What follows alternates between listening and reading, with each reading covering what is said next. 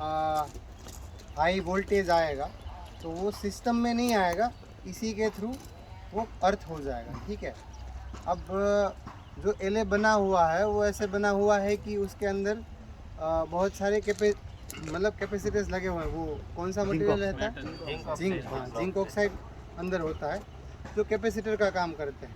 मतलब मेनली ये होता है कि वो नॉर्मल जो आपका करंट आएगा ना, नॉर्मल करंट को वो पास नहीं होने देंगे, लेकिन कोई हाई वोल्टेज स्पाइक आ गया तो उसको वो अर्थ कर देंगे। इस टाइप का अंदर सिस्टम बना हुआ। लेकिन अब हर एक कोई भी सिस्टम होता है वो स्टैंडर्ड नहीं होता, सब में कुछ ना कुछ एरर होती है।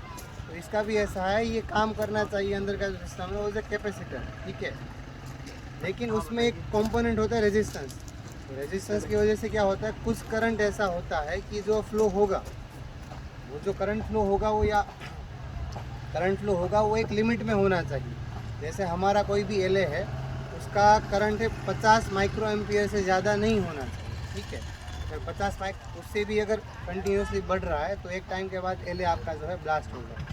तो किसी भी पर्टिकुलर टाइम पे उसमें से कितना करंट फ्लो हो रहा है वो देख लेना चाहिए। तो देखने के लिए हम ये वाला टेस्ट करते हैं, थर्ड हार्मोनिक्स, ये मतलब THRC। ठीक है। हाँ, तो इसके लिए मेनली ये करते हैं कि पूरे TSS में जहाँ से भी सप्लाई आती है या तो जहाँ पे भी जाती है, वहाँ से एक टाइम पे क्या आता है, एक थर्ड हार्मोनिक्स करके करंट आता है TSS के अंदर। ठीक है।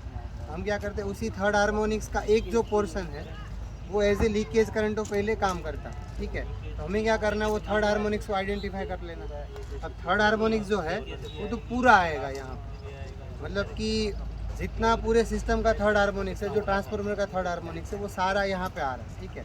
तो हमें क्या करना है, सिस्टम का जो पूरा थर्ड हार्मोनिक्स है उसको निकाल के जो एलए में थर्ड हार्मोनिक्स आ रहा है उतना ही लेना है। अब एलए में जो थर्ड हार्मोनिक्स आ रहा है उसका भी 15 से 45% लीकेज करंट होता है। तो हमें अल्टीमेटली मेज़र क्या करना है, लीकेज करंट मेज़र करना है। तो हम सबसे पहले इसमें 2 यूनिट लगे हैं, एक FP है, कहाँ पर है, फील्ड प्रोब, ये रहा देखो, एक ये फील्ड प्रोब है, दूसरा ये CT है। ठीक है।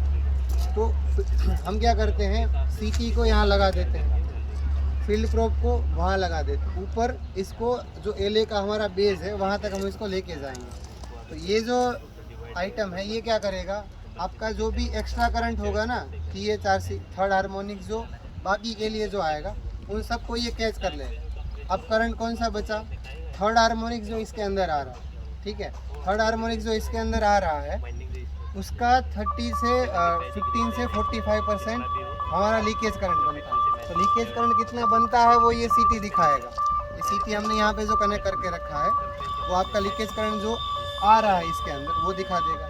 अब ये लीकेज करंट वाला जो CT जो है ये भी एंटेना से कनेक्टेड है, वो सिस्टम से, मेन सिस्टम से, और ये जो है आपका ये भी मेन सिस्टम से कनेक्टेड है। ठीक है।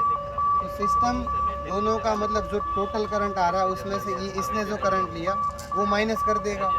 ठीक है। इसके अंदर जो करंट आ रहा है वो वहाँ ले लेगा, वो टोटल कैलकुलेट करके आपको दे देगा कि इसके अंदर लीकेज करंट टोटल कितना आ रहा है। ये मेन पर्पस है ये टेस्ट करने का। समझ में आया?